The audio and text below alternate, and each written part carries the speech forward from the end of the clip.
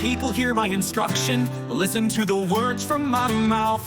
I will declare wise sayings, I will speak mysteries from the past, things we have heard and known and that our ancestors have passed down to us.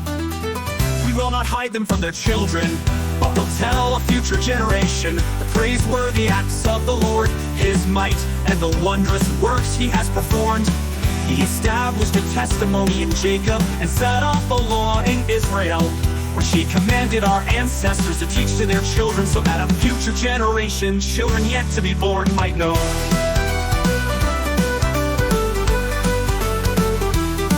They were to rise and tell their children, so that they might put their confidence in God and not forget God's works, but keep His commands.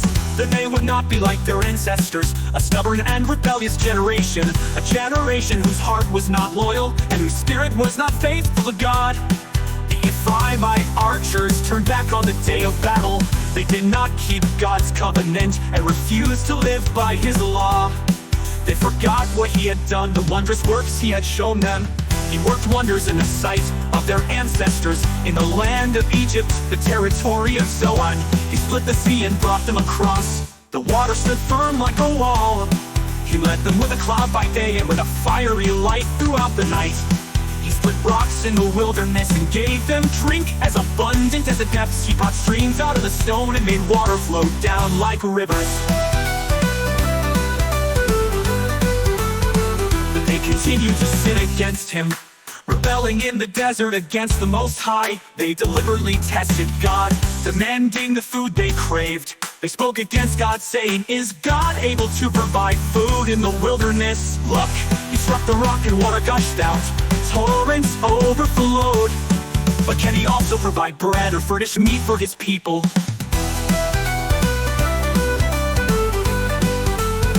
Therefore the Lord heard and became furious. Then fire broke out against Jacob, and anger flared up against Israel.